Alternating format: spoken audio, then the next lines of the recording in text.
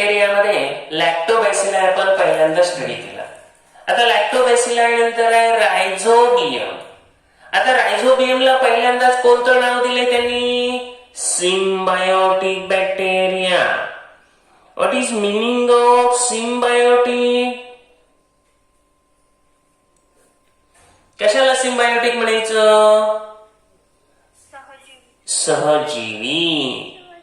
आता सहजीवी म्हणजे तरी काय रे? सहजीवी म्हणजे तरी काय? सिम्बायोटिक म्हणजे ऍक्च्युअली काय? तर एक लक्षात घ्या, सिम्बायोटिक म्हणजे सहजीवी म्हणजे दोघांच्या एकमेकांच्या कोऑपरेशन मधून ह्याने त्याला कोऑपरेट करायचं, त्याने ह्याला कोऑपरेट करायचं, दोघांचं एकत्रित जीवन. येते लक्षात? सहजीवी शब्द फार अवघड नाही. सिम्बायोटिक आता म्हणजे काय? तर रायझोबियम ज्याच्यावर येतो. आता आपल्याला माहिती आहे थोडस, तर रायझोबियम कोणत्या प्लांट्सवर येतो? लेग्युमिनस प्लांट्स वर येतो. एकदम बरोबर आहे, परफेक्ट आहे. आता लेग्युमिनस, लेग्युमिनस म्हणजे काय? शिंबावर्गीय. शिंबावर्गीय म्हणजे काय? शेंगा येणाऱ्या.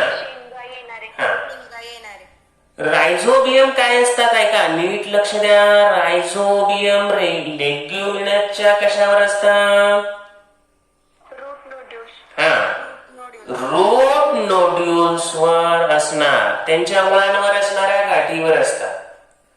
आता रायझोबियम ह्या लेग्युमिनस प्लांट्सला हेल्प होणार आणि लेग्युमिनस प्लांट मुळे रायझोबियमला पण हेल्प होणार आणि यालाच म्हणायचं काय?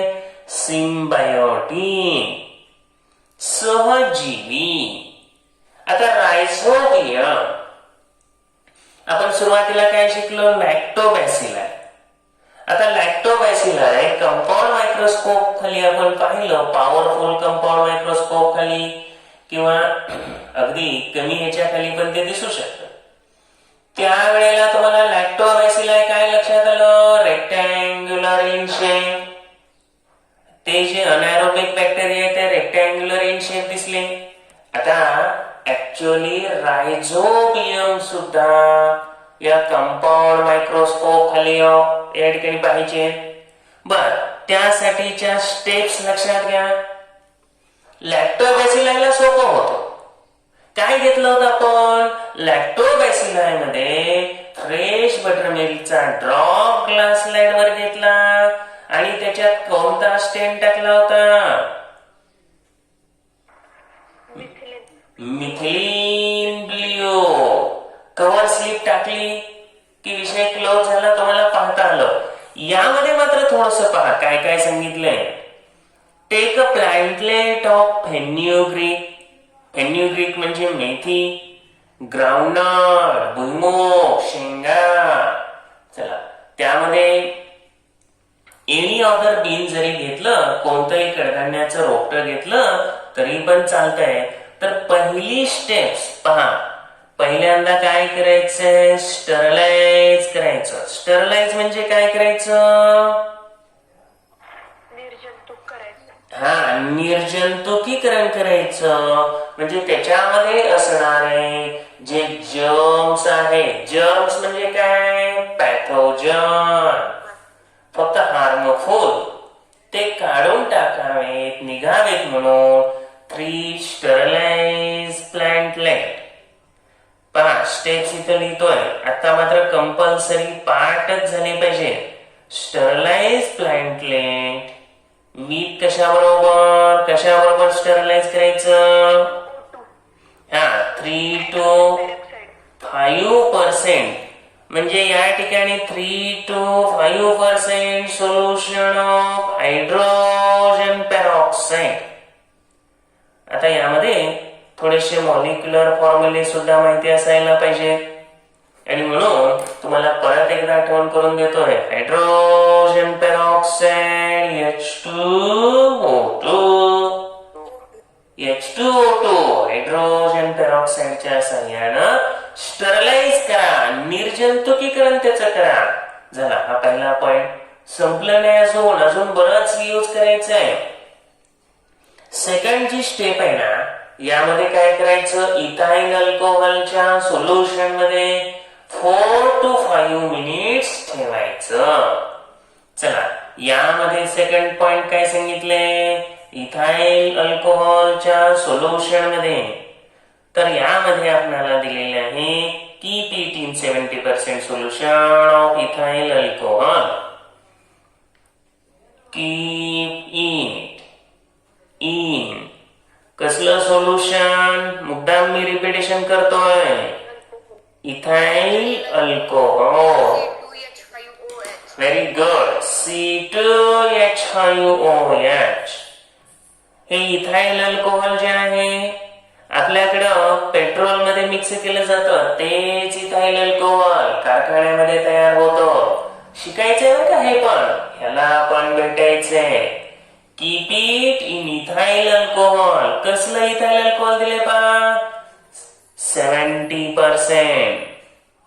म्हणजे याच्यामध्ये 70% इथाइल अल्कोहोल असेल. त्या इथाइल अल्कोहोल मध्ये 4 to 5 मिनिट्स या ठिकाणी ठेवा त्याच्यामध्ये. ठीक आहे. त्यानंतर नेक्स्ट स्टेप काय म्हटलं, clean the roots with sterile water. हे जे रूट्स आहेत त्याचे sterile water, clean roots with sterile water, निर्जंतुक पाणी. म्हणजे याच्या पुढे काय होऊ नये, तर धोका होऊ नये म्हणून हे सगळे प्रिकॉशन्स अगोदर घ्यायच्या. आणि आपल्याला मायक्रोस्कोप खाली पाहायचं आहे, म्हणजे ते व्यवस्थित क्लीन दिसावं. बाकीचे जर्म्स दिसण्यापेक्षा हे जे बघायचंय तेच दिसावं, म्हणून एवढी प्रोसेस करायची. नाहीतर फ्लॅटलेटवर बाकीचे जर्म्स असू शकतात, रूटवर असू शकतात. त्यामुळे ही प्रोसेस आपल्याला करायची आहे. चला यानंतर पुढे काय दिलं, फोर्थला त्याचे काप काढायचे. काय म्हटलेले, गोड्स ऐका, take thin sections of root nodules.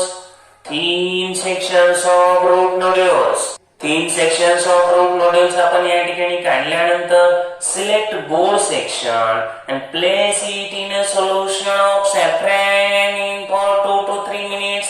त्यातला चांगला सेक्शन सिलेक्ट करा अँड प्लेस इट इन. आता यामध्ये प्लेस आपण इट म्हणण्यापेक्षा त्यांनी दिले त्या पद्धतीनं प्लेस गुड सेक्शन, त्यातला म्हणजे व्यवस्थित दिसावं. प्लेस गुड सेक्शन इन कोणतं सोल्युशन आहे रे, सॅफ्रॅनिन.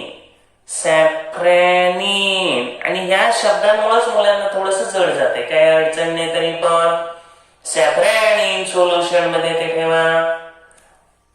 Place good section in safranin solution for किती मिनिट, 2 to 3 मिनिट सॅफ्रॅनिन सोल्युशन मध्ये ठेवा.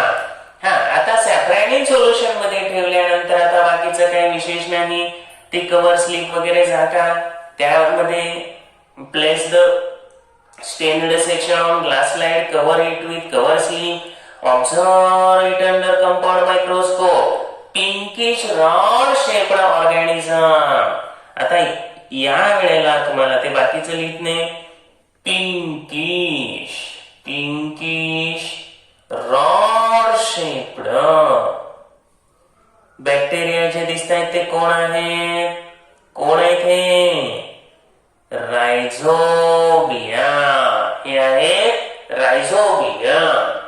कारण आपण पाठीमागे पाहिलं होतं लॅक्टोबॅसिलायचा कसला होता कलर, कसे दिसले होते स्टेन मुळे.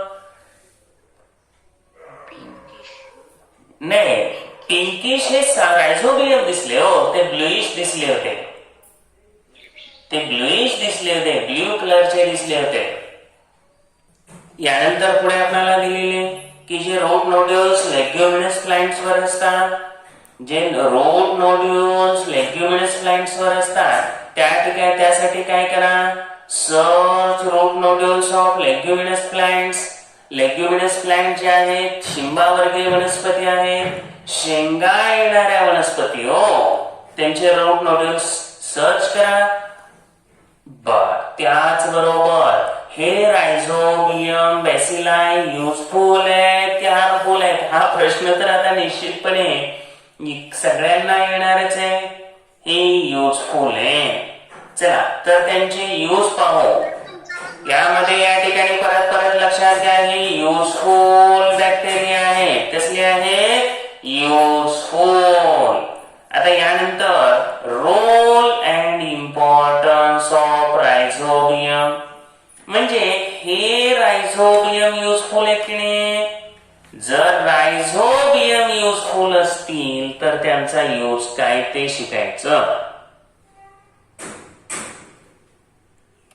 रोल म्हणजेच महत्वाची भूमिका, इम्पॉर्टन्स. चला पहिल्यांदा काय दिलेलं आहे तर त्या रोल मध्ये अगदी स्टार्टला सिम्बायोटिक बॅक्टेरिया म्हटलं होतं ना, तेच मिनिंग दिलंय. सिम्बायोसिस. सिम्बायोसिस म्हणजे काय? दोघांचं एकमेकांच्या कॉपरेशन मधून जीवन जगणे, आणि तेच मिनिंग दिलेलं आहे पहा. रोल अँड इम्पॉर्टन्स मध्ये पहिल्यांदा म्हटलंय काय आहे पहिला पॉइंट? सिम्बायोसिस. हेडिंग लिहून लिहिलं तर खूप छान होतं, सिम्बायोसिस. चला मीनिंग समजून घेऊ सिम्बायोसिसचं. Rhizobia bacteria living in root nodules supply nitrates, nitrites and amino acids to the plant. तर रायझोबियम जे आहे ते मुळातच काय करतात ऐका, ऍटमॉस्फिअर मधल्या ऍटमॉस्फेरिक नायट्रोजनचं कन्व्हर्जन नायट्रेट्स मध्ये करतात, आणि वनस्पतींना नायट्रेटची गरज आहे प्रोटीन्स बनवण्यासाठी. बर, आता या ठिकाणी हे जे नायट्रेट्स आहेत, हे जे नायट्राइट्स आहेत, अमिनो ऍसिड्स आहेत, हे वनस्पतींना प्लांट्सला सप्लाय करायचं काम कोण करतं? रायझोबिया. सिम्बायोसिस मध्ये पहिल्यांदा काय सांगितलं? रायझोबिया काय करतात? रायझोबियाचं काय काम आहे? सप्लाय. पहा, सप्लाय पुरवठा करणे कशाचा? Nitrates, nitrites and amino acids. हे कुणाला देतात रे? नायट्रेट्स, नायट्राइट्स, अमिनो ऍसिड्स प्लांट्सला. सगळ्यात महत्वाचं की हे प्लांट्सला हे देतात, आणि प्लांट्स कडून एक्सचेंज म्हणून हे रायझोबियानं दिलं, तर प्लांट्स कडून ते काय घेतात ते पण महत्वाचं आहे, कारण सिम्बायोसिस शिकताय तुम्ही. Very good. चला तर हे अशा पद्धतीने लिहितो इथं की तुम्हाला समजावं. Energy in the form of carbohydrate, form of carbohydrates,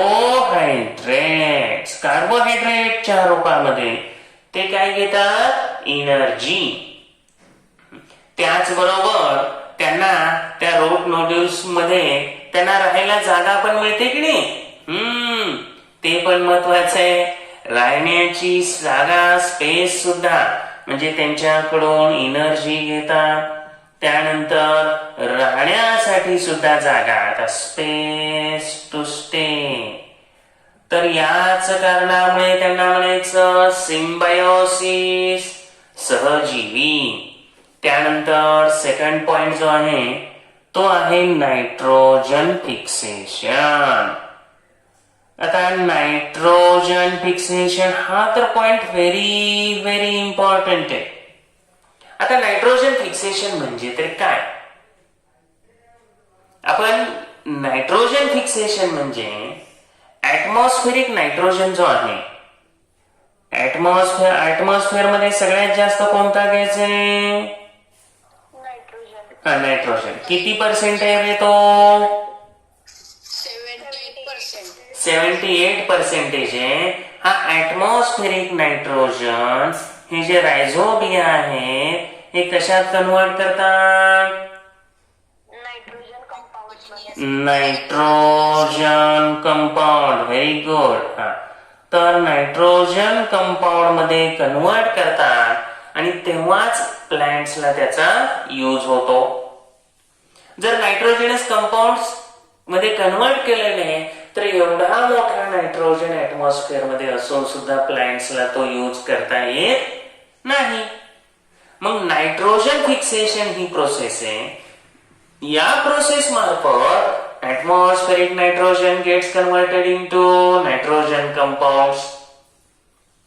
आता साधारणपणे एक लक्षात घ्या, ज्या वनस्पतींच्या मुळांवर गाठी असतात त्या वनस्पतींच्या मुळांवर गाठी असणारे त्या वनस्पतींच्या मुळांच्या गाठीमध्ये त्या नोड्युल्स मध्ये हे रायझोबियम असतं आणि त्यांचं हे काम आहे. आता ज्या लेग्युमिनस प्लांट्स आहेत त्यांच्यामध्ये ऐका, परत परत मी सांगतोय, लेग्युमिनस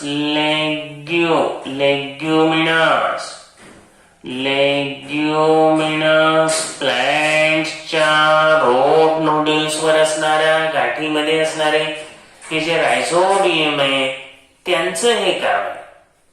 आता साधारणपणे एक लक्षात घ्या, तुमचे बीन्स म्हणजेच काय, वेगवेगळी जी कडधान्य आहे.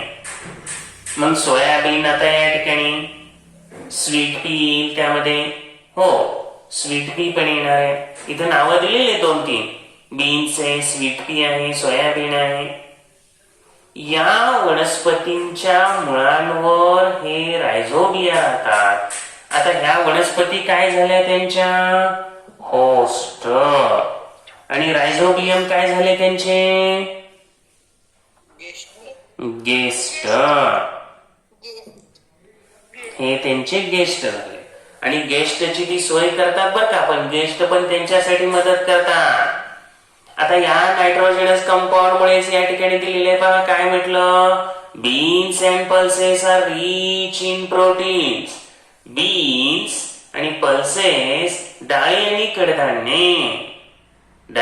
कडधान्ये जे आहेत रिच इन प्रोटीन्स आहेत. कशामुळे? महत्वाचं काय आहे, nitrogenous compounds made available by rhizobia. Main reason हे आहे बा. तर म्हणजे जे प्रोटीन्स बनवले जातात ते प्रोटीन्स बनवायला कुणाची मदत होते, नायट्रोजनस कंपाऊंड म्हणजे पर्यायानेच रायझोबियाची. त्यानंतर आहे थर्ड पॉइंट, ज्या वेळेला आपण यांचं हार्वेस्टिंग करतो. आता हार्वेस्टिंग केल्यानंतर म्हणजे कापणी केल्यानंतर ज्या वेळेला ही पिकांचं आपण हार्वेस्टिंग करतो, लेग्युमिनस प्लांटची कापणी करतो, जो लेफ्ट ओव्हर पार्ट असतो तो डेलिबरेटली म्हणजे जाणीवपूर्वक, मुद्दाम होऊन, तर डेलिबरेटली जाणीवपूर्वक मुद्दाम होऊन तो त्या शेतामध्ये, त्या जमिनीमध्ये, सॉइल मध्ये डंप केला जातो. म्हणजे त्याच्यामध्ये गाडला जातो, जमिनीमध्ये पुरला जातो आणि त्यामुळं त्या बॅक्टेरियाचं पॉप्युलेशन वाढतं. म्हणजे जे रायझोबियम बॅक्टेरिया आहे त्यांची संख्या आपोआप वाढवली जाते, कायम राखली जाते असं म्हणून. टू मेंटेन बॅक्टेरियल पॉप्युलेशन, रायझोबियमचं जे पॉप्युलेशन आहे, रायझोबियाचं जे पॉप्युलेशन आहे ते मेंटेन केल्यामुळं थर्ड पॉइंट मध्ये खूप छान महत्वाची माहिती काय सांगितलेली आहे, reduce the use of chemical fertiliser. म्हणजे त्याला या ठिकाणी थर्ड पॉइंटला हेडिंग जरी टाकलं तरी चालू शकतं, reduce use of chemical fertiliser. Use of chemical fertiliser यांच्यामुळे कमी होतो. तर केमिकल फर्टिलायझरचा वापर ह्यामुळे कमी होतो डेफिनेटली. कारण काय होतं, केमिकल फर्टिलायझर तर काय करतात, हे नायट्रोजनस कंपाऊंड जे पाहिजे ते सप्लाय करतात. आणि या ठिकाणी तर काम काय होतंय रायझोबियाकडून, हे नायट्रोजनस कंपाऊंड सप्लाय करायचं काम होतं. आणि म्हणून पहिला पॉइंट सिम्बायोसिस घ्या. दुसरा पॉइंट नायट्रोजन फिक्सेशन घ्या. तिसरा reduce use of chemical fertiliser. आता त्याचबरोबर केमिकल फर्टिलायझर हे ऍडव्हर्स इफेक्ट जमिनीवर करत असतात. सॉइलची फर्टिलिटी कमी होते आणि ते सुद्धा ऍडव्हर्स इफेक्ट टाळले जातात. त्यामुळे इथं दिलेले आहेत ती स्पष्ट शब्दात, it has also helped to reduce expenses on fertiliser. Fertiliser वरचा खर्च कमी होतो आणि शेवटी शेतकऱ्यालाच हा सगळा बेनिफिट होणार आहे. आणि म्हणून रायझोबियम हे युजफुल आहे. नावडेज सध्या खूप जण काय करतात पहा, रायझोबियल इनॉक्युलेशन करतात. आता रायझोबियल इनॉक्युलेशन काय आहे पहा, माहिती असावं. रायझोबियल इनॉक्युलेशन पेरणी करण्यापूर्वी, बियाणांची लागवड करण्यापूर्वी काय केलं जातं, रायझोबियल इनॉक्युलेशन केलं जातं. यामध्ये जे सीड्स आहेत, seeds are coated with rhizobial solution. ऐका, सीड वर रायझोबियल सोल्युशन किंवा पावडरचं कोटिंग केलं जातं. म्हणजे पेरणी करण्याच्या अगोदर त्या बियांवर रायझोबियल सोल्युशन किंवा पावडर लावली जाते. आता सोईंग केल्यानंतर रायझोबिया त्या प्लॅन्टलेट मध्ये एंटर होतात आणि यालाच काय म्हणायचं, रायझोबियल इनॉक्युलेशन. आणि यामुळं काय होतं, जे सिरियल्स आहे, जी तृणधान्य आहे, कडधान्य वेगळी, त्याला आपण पल्सेस म्हणू. तर supply of nitrogen to cereal and other crops besides leguminous crops. लेग्युमिनसला नॅचरली सोय आहेच, पण लेग्युमिनस बरोबरच बाकीचे जे सिरियल्स आहेत त्यांना सुद्धा जो नायट्रोजनचा सप्लाय आहे, तो नायट्रोजनचा सप्लाय कसा करायचा, काय होतं, हे इथं 100% अगदी व्यवस्थितरित्या दिले. की जे सिरियल्स आहेत, जे तृणधान्य आहे, त्यांना जो नायट्रोजनचा सप्लाय आहे, तो नायट्रोजनचा सप्लाय ऍक्च्युअली या इनॉक्युलेशन मधून, रायझोबियल इनॉक्युलेशन मधून केला जातो. यानंतर आपल्याला आणखी एका युजफुल मायक्रोब्स कडे जायचंय. आता रायझोबियम पाहिलं, त्या अगोदर लॅक्टोबॅसिलाई पाहिलं. आज तुम्हाला शिकायचंय ईस्टर. चला, यासाठी काय सांगितलं त्यांनी, हे मायक्रोस्कोप खाली पाहण्यासाठी मार्केटमधून ऍक्टिव्ह ड्राय ईस्ट खरेदी करा. बर, आता याच्यामध्ये ऍक्टिव्ह ड्राय ईस्ट घेतल्यानंतर एक चमचा ईस्ट, त्यातून एक चमचा ईस्ट घ्या. 2 स्पूनफुल शुगर घ्या with a sufficient quantity of lukewarm water in bottle. एका बाटलीत काय काय सांगितलंय पहा, 1 चमचा ईस्ट, 2 स्पूनफुल शुगर घ्या आणि lukewarm वॉटर. आता lukewarm वॉटर म्हणजे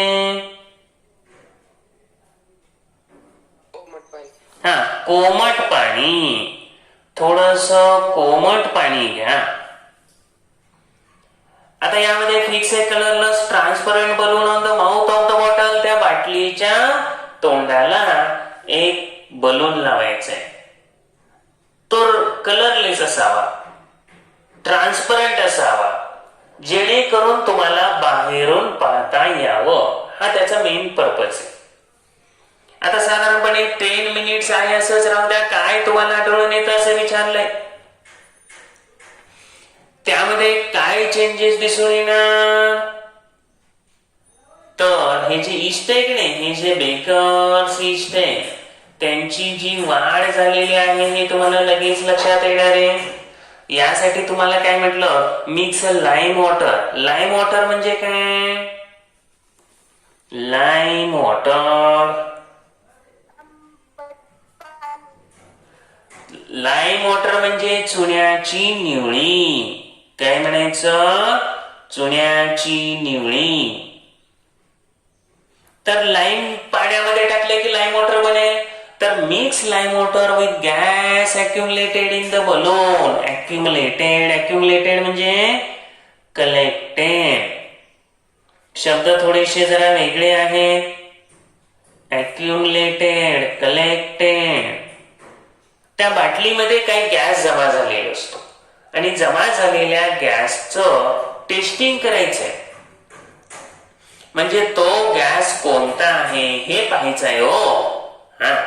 तर त्यामध्ये तो जो गॅस आहे तो गॅस कोणता आहे हे पाहायचं, म्हणून त्यातून लाईम वॉटर पास करा आणि कार्बन डायऑक्साईड आहे की नाही हे ओळखण्याची टेस्टच आहे. काय केलं जातं, कार्बन डायऑक्साईड आयडेंटिफाय करण्यासाठी त्याच्यातून लाईम वॉटर पास केलं जातं.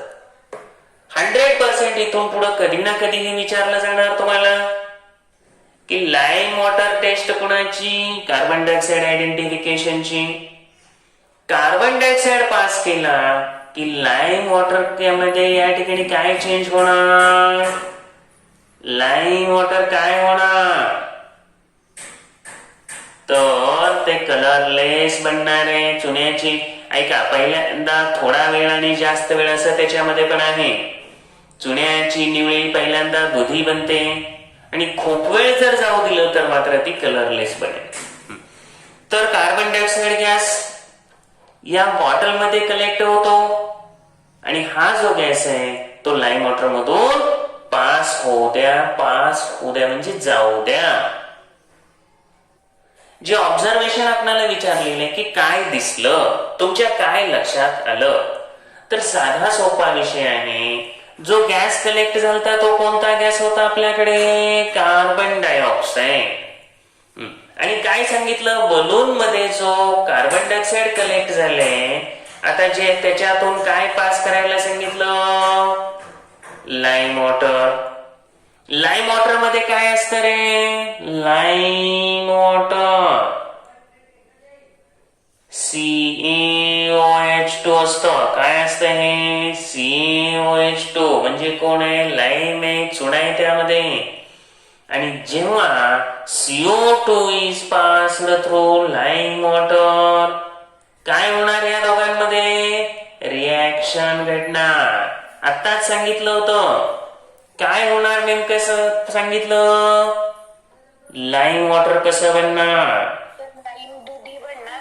लाईम वॉटर मिल्की बनणार. हेच ऑब्झर्वेशन पाहिजे ना.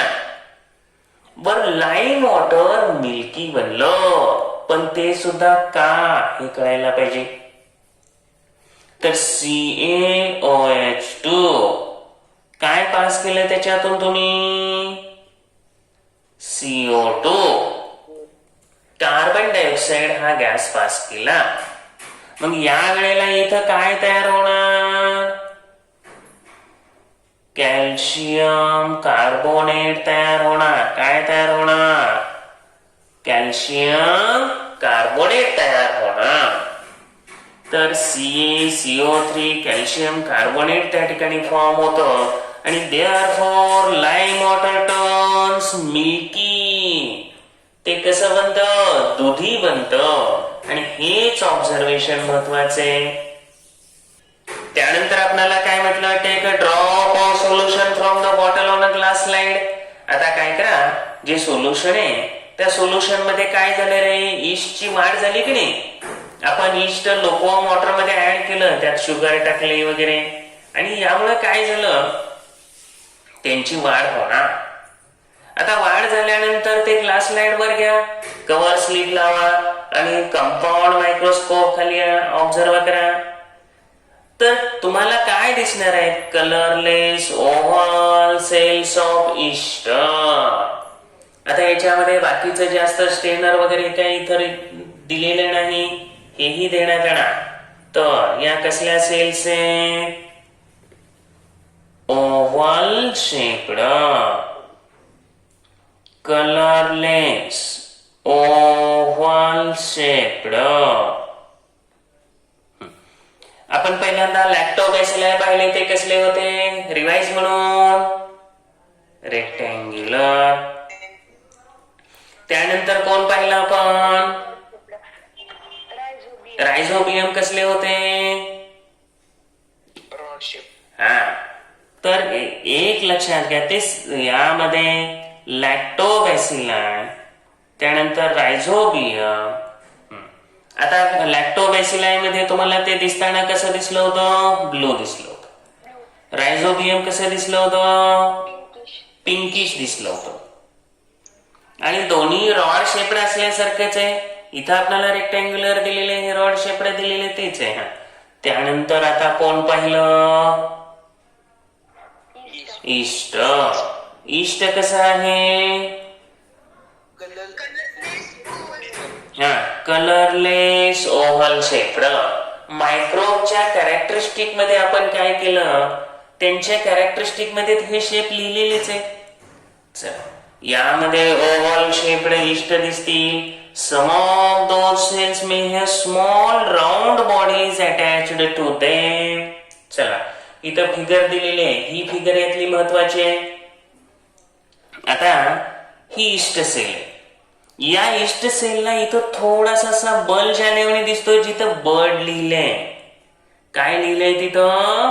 बर्ड. ऐका, ही बर्ड म्हणजे काय आहे? तर त्यांचं असेक्शुअल रिप्रोडक्शन आहे का? व्यवस्थितपणे बडिंग नावाचं असेक्शुअल रिप्रोडक्शन आहे. कसलं रिप्रोडक्शन आहे? असेक्शुअल. म्हणजे हा ईस्टची ही मूळ सेल.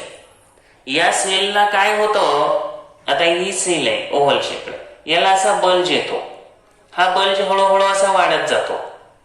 आता या बल्ज मध्ये ह्यातला जो न्यूक्लियस असतो, तो न्यूक्लियस सुद्धा थोडा थोडा थोडा असा न्यूक्लियस लांबट होतो आणि याच्यामध्ये जातो. याच्यामध्ये पूर्ण पुन्हा डेव्हलप होतो.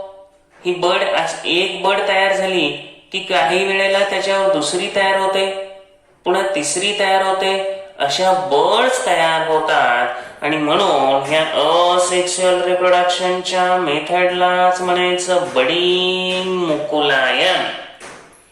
तर रिप्रोडक्शनची ही फास्ट मेथड आहे. अत्यंत वेगानं याचं रिप्रोडक्शन घडून येतं, असेक्शुअल रिप्रोडक्शन. आता हे काय आहे? त्यांचे डॉटर ईस्ट आहेत. काय आहेत त्यांचे? डॉटर्स आहेत. त्याचे काय आहे? न्यू सेल्स आहे. Small round bodies attached to them. New daughter cells of yeast तयार होतात. याला काय म्हणायचं? बडिंग. आता यामध्ये हे जे बडिंग आहे, नेक्स्ट इयरला तुम्हाला खूप डिटेल पाहायचंय. पण आता सुद्धा थोडस समजलंय. एक आउटग्रोथ निर्माण होते, एक बल्ज निर्माण होतो त्याच्या बॉडीमध्ये, आणि त्यामध्ये हळूहळू सगळं सायटोप्लाझम, न्यूक्लियस वगैरे त्याच्यामध्ये जाऊ लागतो आणि ते वाढ होते. आणि त्या बर्डला दुसरी बर्ड सुद्धा येऊ शकते. म्हणजे या बल्जला दुसरा बल्ज, त्याला तिसरा, असे अनेक बल्ज येऊ शकतात. आणि परत काय होतं? सुटेबल कंडिशन, फेवरेबल कंडिशन मध्ये हे डॉटर सेल्स आहेत ना, हे बाहेर पडतात. ते सेपरेट होतात त्याच्यापासून ते सेपरेट होतात आणि इंडिपेंडंट ईस्ट म्हणून पुढं जगू लागतात. तर that is the asexual reproduction. East is a heterotrophic fungal microbe that grows on carbon compounds. हेच तुम्हाला इथं शिकायचं होतं. ईस्ट हे हेटेरोट्रॉपिक आहे. हेटेरोट्रॉपिक म्हणजे स्वतः फूड तयार करणारे. हेटेरोट्रॉपिक म्हणजे दुसऱ्यावर अवलंबून असणारे. आता यांनी या ठिकाणी कार्बन कंपाऊंड कोणतं यूज केलं रे यांनी? कार्बन कंपाऊंड इथं शुगर. कोणतं कार्बन कंपाऊंड यूज केलं? शुगर. आपण शुगर टाकली होती की नाही? तर त्यांनी कार्बन कंपाऊंड शुगर यूज केलं. हे माहिती असायला पाहिजे. Yeast is a unicellular fungus with 1500 different species. किती प्रकार आहेत त्याचे? 1500. The yeast cell is a eukaryotic type of cell. यापूर्वी पण तुम्हाला सांगितलंय प्रोकॅरियोटिक आणि युकॅरियोटिक. प्रो कशाला म्हणायचं? प्रोकॅरियोटिक म्हणजे त्यांचं नॉट डिस्टिंक्ट वेगळे डेव्हलप नसतात ते. अगदी बरोबर आहे. प्रोकॅरियोटिकचा जो न्यूक्लियस आहे नॉट वेल डेव्हलप्ड, म्हणजे न्यूक्लिअर मेम्ब्रेन नसतं, कुठलेच मेम्ब्रेन नसतात प्रोकॅरियोटिक मध्ये. आणि युकॅरियोटिक जे आहेत त्यांचा न्यूक्लियस कसा असतो? वेल डेव्हलप्ड, म्हणजे मेम्ब्रेन बाउंड. खूप महत्वाचा पॉइंट, मेम्ब्रेन बाउंड न्यूक्लियस. काय असतात त्यांच्यामध्ये? मेम्ब्रेन बाउंड न्यूक्लियस असतात. आणि इकडे मात्र मेम्ब्रेन बाउंड न्यूक्लियस नसतात, किंवा ऑर्गॅनेलिज म्हणा, मेम्ब्रेन बाउंड ऑर्गॅनेलिज म्हणा. हो, तर सेल ऑर्गॅनेलिज युकॅरियोटिक मध्ये मेम्ब्रेन नसतो त्याच्यात. कॅरिओ म्हणजे काय रे बाळांनो? कॅरिओ न्यूक्लियस. न्यूक्लियस. यू म्हणजे या ठिकाणी हे ट्रू, म्हणजेच या ठिकाणी मेम्ब्रेन असतं. आणि प्रो म्हणजे प्रायमरी. म्हणजे फर्स्ट प्रायमरी. तर यांच्यामध्ये हा न्यूक्लियस वेल डेव्हलप्ड नसतो. म्हणजे याच्यामध्ये इथं कसं आहे की प्रोकॅरियोटिक मध्ये हे सुरुवातीला आहेत यांची डेव्हलपमेंट, आणि यामुळे वेल डेव्हलप्ड फार काही नाही, साईज न लहान आहेत. आपण युकॅरियोटिक आहोत. युकॅरियोटिक आणि प्रोकॅरियोटिक हा जो डिफरन्स आहे थोडा तरी माहिती असायला पाहिजे, कंपल्सरी. ईस्ट कशामध्ये आहे? ईस्ट युकॅरियोटिक मध्ये. हा, ऐका पुन्हा. युकॅरियोटिक मध्ये युनिसेल्युलर आहे. युनिसेल्युलर आहे, पण ते युकॅरियोटिक आहे. पुन्हा लक्षात घ्या, युनि म्हणजे एकच सेल आहे. पण युकॅरियोटिक काय म्हणायचं? तर ऑर्गॅनेलिज विथ मेम्ब्रेन. युकॅरियोटिक काय म्हणायचं? Organelles with membrane. आता या एक्सपेरिमेंट मधून काय लक्षात आलं ते पहा. Yeast grows and multiplies very quickly due to carbon compounds in the sugar solution. तर ईस्टची वाढ अतिशय वेगानं झाली. का झाली? तर साखरेचं जे सोल्युशन होतं त्यातल्या कार्बनमुळे त्याची वाढ काय झाली? फास्ट झाली. या प्रोसेसमध्ये ऐका, in the process of obtaining nutrition मिळवताना yeast cell converts carbohydrate in that solution into alcohol and carbon dioxide, and this process is called fermentation. तुम्हाला अत्यंत महत्वाची प्रोसेस आहे ती म्हणजे कोणती? फर्मेंटेशन. आता पाठीमागे झालंय थोडं फर्मेंटेशन. या ठिकाणी काय म्हटलं? ईस्ट सेल पहा, यामध्ये ज्या ईस्ट सेल्स आहेत त्या काय करतात? Yeast cells convert carbohydrates. कशामध्ये कन्वर्ट करतात कार्बोहायड्रेट्स? अल्कोहोल. आणि कशामध्ये? CO2, carbon dioxide. आणि यालाच म्हणायचं फर्मेंटेशन. थोडीशी माहिती आता झाली आपल्याला. म्हणजे अल्कोहोल आणि कार्बन डायऑक्साइड तयार झालं तर काय म्हणायचं? फर्मेंटेशन. फर्मेंटेशन या प्रोसेसमध्ये यामध्ये सांगितलं की ईस्ट सेल जे कार्बोहायड्रेट्स आहेत त्याचं अल्कोहोल मध्ये आणि कार्बन डायऑक्साइड मध्ये कन्व्हर्जन करतात. आता फर्मेंटेशन तुम्हाला सातत्यानं लागणारच आहे आणि त्यामुळे त्याच्याकडे दुर्लक्ष करून चालणार नाही. पुन्हा लक्षात घ्या, फर्मेंटेशन प्रोसेस मध्ये तयार होणारे प्रोडक्ट कोणते आहेत?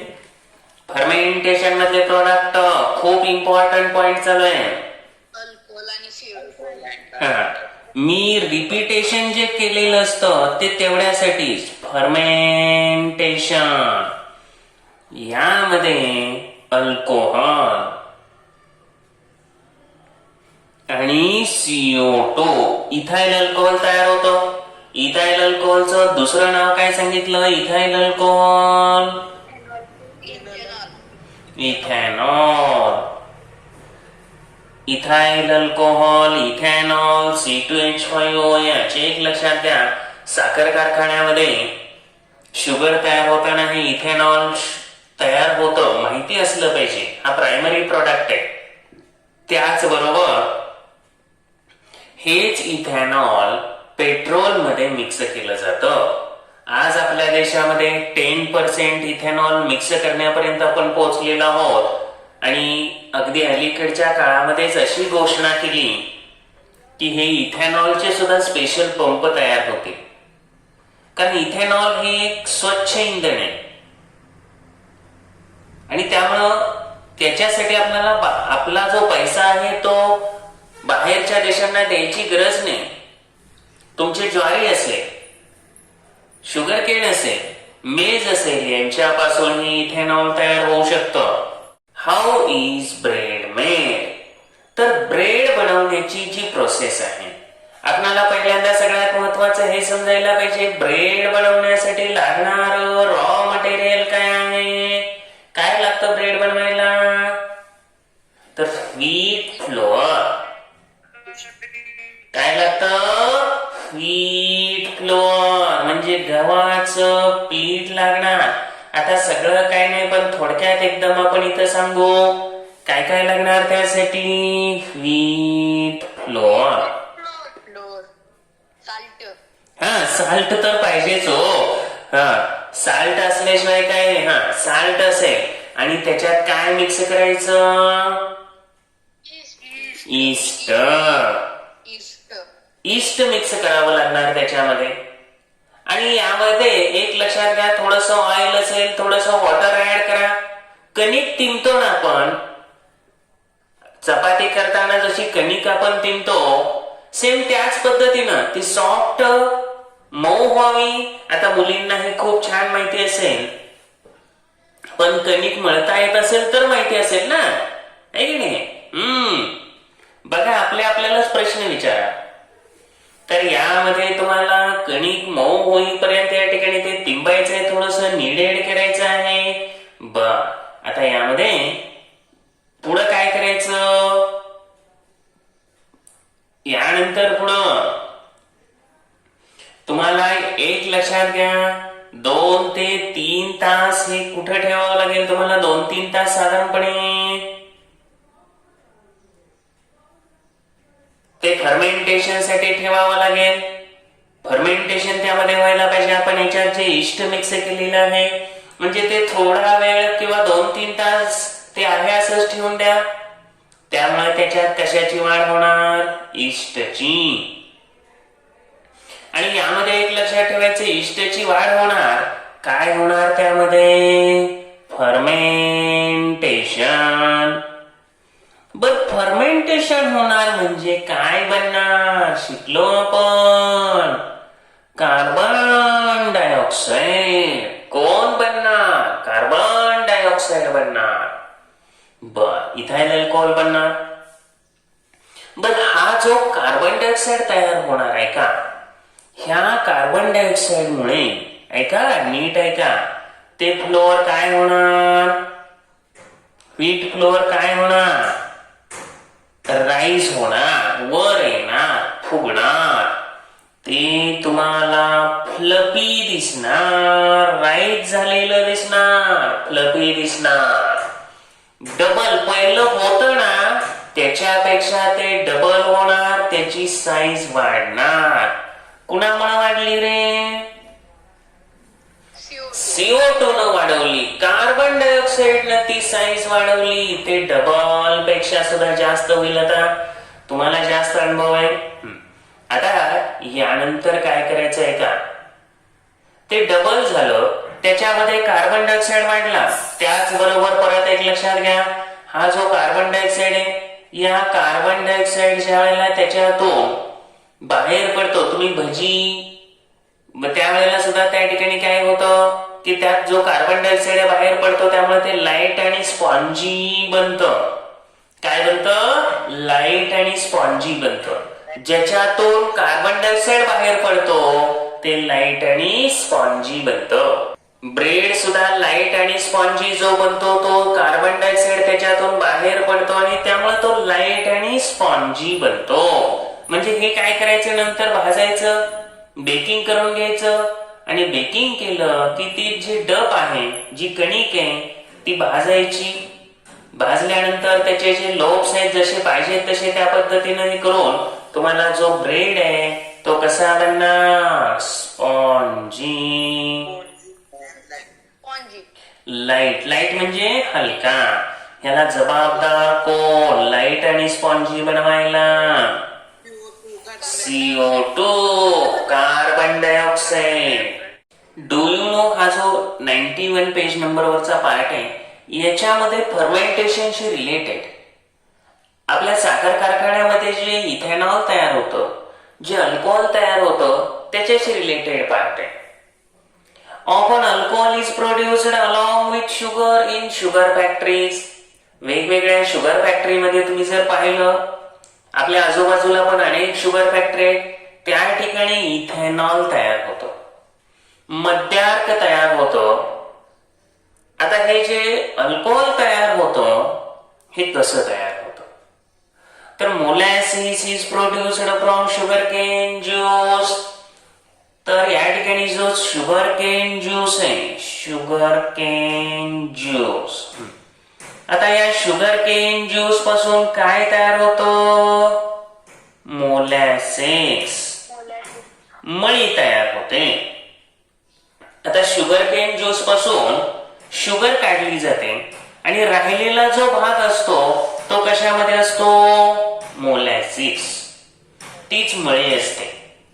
म्हणजे शुगर केन ज्यूस पासून मेन प्रायमरी शुगर काढली, राहिलेला जो भाग असतो तो मळी असते.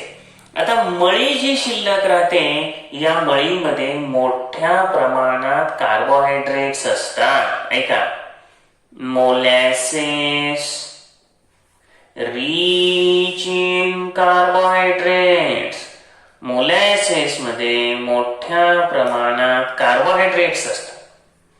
मग मोलॅसिसचं फर्मेंटेशन करायचं.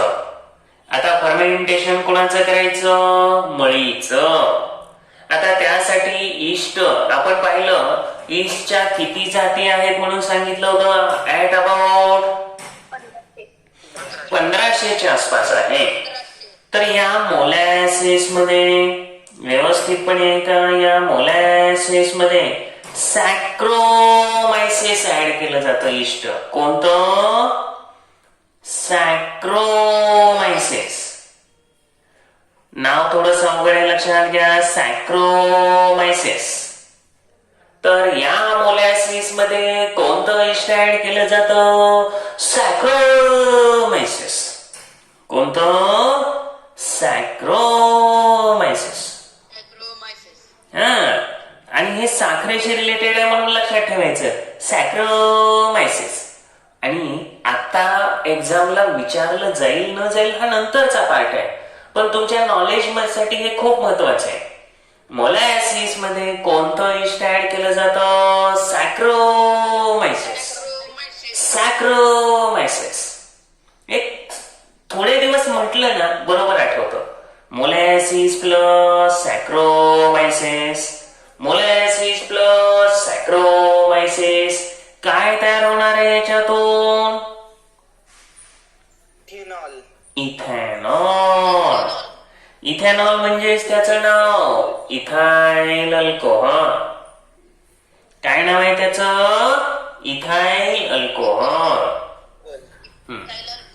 तर हे C2H5OH आहे. इथं मॉलिक्युलर फॉर्म्युला दिलेला आहे पहा. इथेनॉल म्हणजे जे अल्कोहोल आहे C2H5OH हे प्रायमरी प्रोडक्ट म्हणून तयार होतं.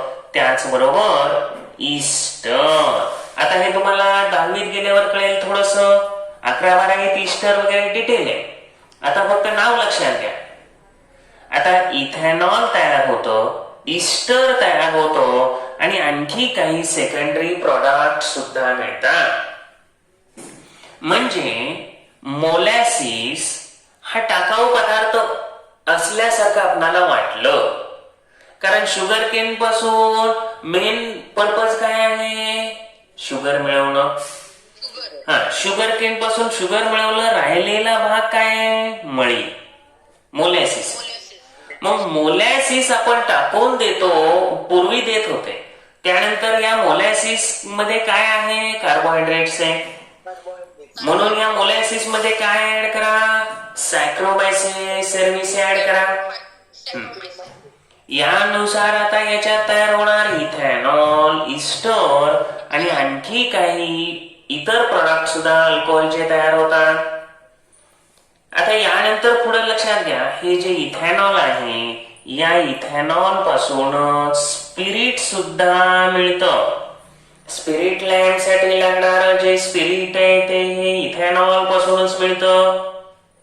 त्याचबरोबर जे अल्कोहोल आहे ते सुद्धा इतर अल्कोहोल हे इथेनॉल पासून मिळतात. म्हणजे हे खूप महत्वाचे आहे.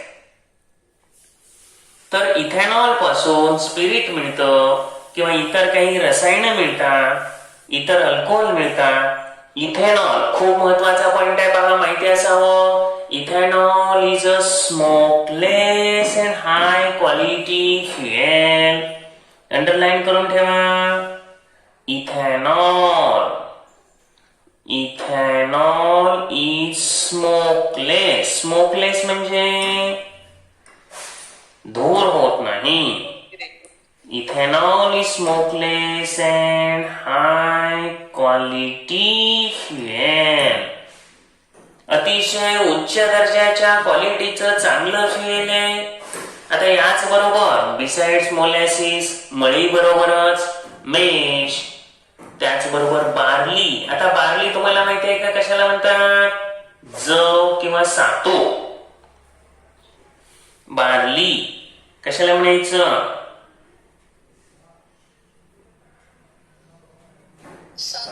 सातू. तर यांच्यापासून सुद्धा हे मिळतं किंवा इतर धान्यापासून सुद्धा तुम्हाला मिळतं. सुरुवातीला सांगितलं तर मोलॅसिस बरोबरच मेश, बार्ली किंवा अदर ग्रेनचा उपयोग करून सुद्धा हे इथेनॉलचं प्रोडक्शन होऊ शकतं. Glucose and fructose, the sugars present in grape juice. पहा, आता जो द्राक्षाचा रस असतो, द्राक्ष गोड लागतात कारण त्याच्यामध्ये ग्लुकोज असतो, फ्रुक्टोज असतं. फळामध्ये फ्रुक्टोज ही शुगर असते, कार्बोहायड्रेट्स मध्ये ग्लुकोज ही शुगर असते. तर द्राक्षाच्या रसामध्ये, त्या ज्यूस मध्ये, ग्रेप ज्यूस मध्ये ग्लुकोज आणि फ्रुक्टोज असतात. त्यांचं सुद्धा या इस्टच्या मदतीनं फर्मेंटेशन केलं जातं आणि त्याच्यातून अल्कोहोल तयार होतं. हे तुम्हाला माहितीच आहे, खूप वेळेला ऐकलं असेल किंवा माहिती नसेल तरी आता माहिती करून घ्या. काय सांगितलेलं आहे इथं? Grape juice. या ग्रेप ज्यूसचं काय दिलं? त्यात काय असतं? ग्लुकोज आणि फ्रुक्टोज. बर, ह्या ज्या शुगर्स असतात, या शुगरचं काय करतात? त्याच्या फर्मेंटेशन. आता या शुगरचं फर्मेंटेशन झाल्यावर तयार होणार काय तिथं? अल्कोहोल, म्हणजेच वाईन. वाईन, दारू. आपण जे म्हणतो, जे वाईन आहे, त्या वाईनच्या बऱ्याचशा फॅक्टरी कोणत्या भागात आहेत रे? नाशिकच्या आसपास आहे. आणि नाशिकच्या आसपास असण्याचं कारण काय आहे? संत्रा पिकतो. तर एक लक्षात घ्यायचं, आपणाला 100% माहिती असायला पाहिजेत आणि नसलं माहिती तरी अंदाजे अप्रॉक्सिमेट आपल्याला रिझन देता येतात. जास्ती प्रमाणात द्राक्ष आणि संत्रा पिकते. हा, तर ऐका, तिथं द्राक्षाच्या बागा खूप आहे आणि द्राक्षाच्या बागा भरपूर असल्यामुळे काय होणार? डेफिनेटली मोठ्या प्रमाणात तिथं कच्चा माल मिळणार. ग्रेप्स तिथं या ठिकाणी मिळतायत म्हटल्यानंतर त्याच्यापासून आपण काय बनवतोय? वाईन बनवतोय. आता वाईन बनवण्यासाठी लागणारा कच्चा माल तिथं मिळतोय की नाही? बर, मग कच्चा माल मिळण्यामुळं वाहतूक खर्च कमी व्हावा, यामुळं बरेच कारखानदार त्यांच्या ज्या वाईनच्या फॅक्टरी आहेत ते तिथंच नाशिकच्या आसपासच आहेत, बऱ्याचशा फॅक्टरी. हे माहिती असावं.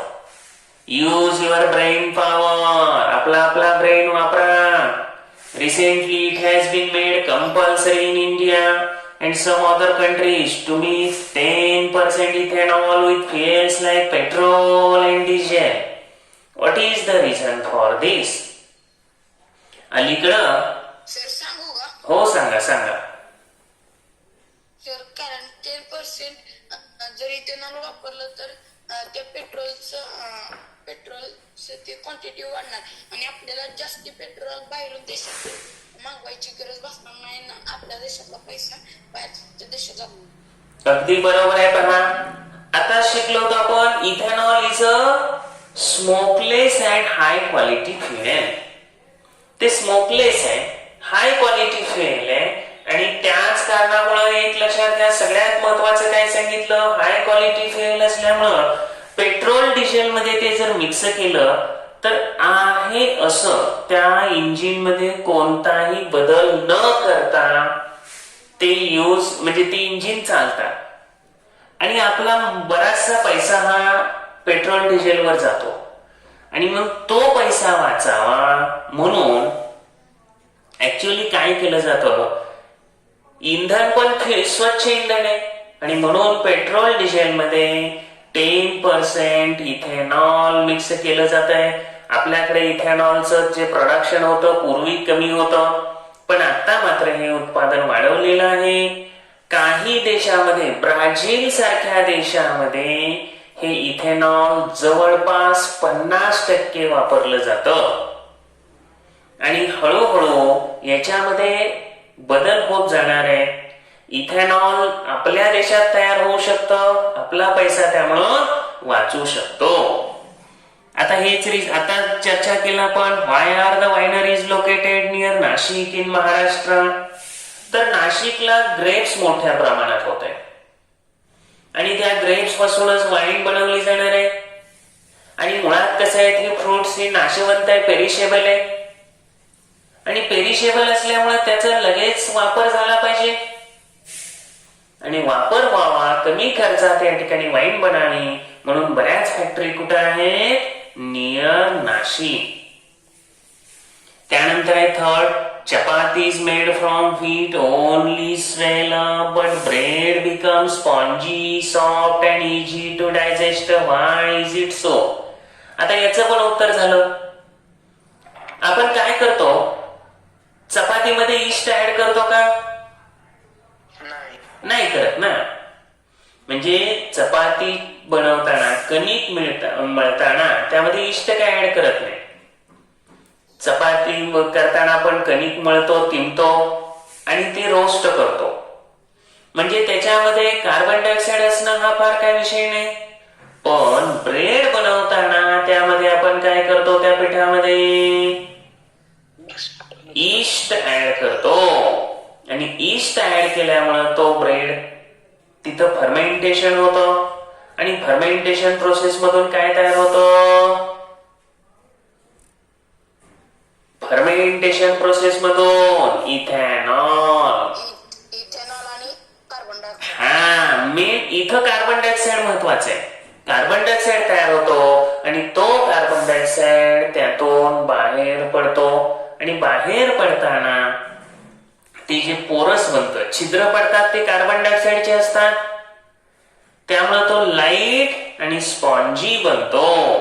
त्याचबरोबर डायजेस्टिबल असतो. इस्टमुळे काय होतं, काही न्यूट्रिएंट्स त्याच्यामध्ये ऍड होतात आणि त्यामुळे ते टेस्टी, न्यूट्रिटियस आणि इझी टू डायजेस्ट असतं. त्यानंतर आणखी एक महत्वाचा पॉइंट आहे, ज्या पॉइंट कडे बरेच जण दुर्लक्ष करतात, बायो रिमेडिटेशन. आता बायो रिमेडिटेशन पहा, पॉइंट कडे दुर्लक्ष करू नका. काय आहे बायो रिमेडिटेशन? रेमेडी म्हणजे काय रे? रेमेडी, उपचार. आता याच्यामध्ये कसले उपचार शिकायचे? बायो रिमेडिटेशन. बायो रिमेडिटेशन हा प्रकार तरी काय आहे तर पहा, यामध्ये काही आपल्याला नावं दिलेली आहेत. ईस्ट, तर ईस्ट मध्ये काय आहे? यारोविया लायपोलिटिका. ऐका, यारोविया लायपोलिटिका. नाव थोडस वेगळं आहे, अवघड आहे. यारोविया लायपोलिटिका. आता काही जण याला लिप्टो म्हणतात, म्हणू द्या त्याला काय बाकीचं. हा, लायपोलिटिका, यारोविया लायपोलिटिका, यारोविया लायपोलिटिका. यारोविया लायपोलिटिका नावाचं जे ईस्ट आहे ते ईस्ट कशासाठी यूज होतोय पहा? absorb toxins released during production of palm oil and heavy metals and minerals released in some industrial process. तर ऐका, खूप महत्वाचा पॉइंट आहे हा. काय होतं? पाम तेल तुम्ही वापरत असाल, आपल्याकडे पाम तेल मोठ्या प्रमाणात आपल्या देशामध्ये वापरलं जातं आणि हे बहुतेक सगळं पाम तेल आपण बाहेरच्या देशातून आयात करतो. परंतु अलीकडे भारत सरकारनं ह्या पाम तेलावर आपण इतर देशांवर अवलंबून राहू नये म्हणून आपल्या देशामध्ये त्याचं प्रोडक्शन वाढवण्यासाठी सुद्धा छान प्रयत्न आता चालू आहेत. सध्या पाम वृक्षांची लागवड करण्याला प्रोत्साहन दिलं जात आहे, अनुदान दिले जात आहे. त्यामुळं काहीच वर्षामध्ये आपण पाम तेलामध्ये सुद्धा आत्मनिर्भर हो, स्वयंपूर्ण हो. अगदी बरेचसे व्हेजिटेबल ऑइल सुद्धा आपण बाहेरच्या देशातून आयात करतो. त्या गोष्टीकडे सुद्धा आपण लक्ष दिलं पाहिजे. जे फॉसिल फ्युएल्स आहेत ते तर आपण इम्पोर्ट करतोच, पण व्हेजिटेबल ऑइल सुद्धा इम्पोर्ट करतोय, त्याच्यामध्ये आपण आणखी आत्मनिर्भर नाही, ते व्हायला पाहिजे. हे नाव आताच लक्षात घ्या, यारोविया लायपोलिटिका. यारोविया लायपोलिटिका काय ऍब्सॉर्ब करतं? Toxins released during palm oil, त्याचबरोबर heavy metals, minerals released in industrial process. ह्या टॉक्झिन्स ऍब्सॉर्ब करण्यासाठी यारोविया लायपोलिटिका या ठिकाणी यूज केलं जातं. त्याचबरोबर Saccharomyces cerevisiae is used for absorption of pollutant arsenic. चला, यामध्ये अगदी महत्वाचे सांगितलेले यारोविया लिप्टोलिटिका टॉक्झिन ऍब्सॉर्बर, म्हणजे जे टॉक्झिन म्हणजे पॉइझन, विष ऍब्सॉर्ब करण्यासाठी पाम ऑइल वगैरे. त्यानंतर दुसरं बायो रिमेडिटेशन मध्ये काय दिलं? सॅक्रोमायसिस.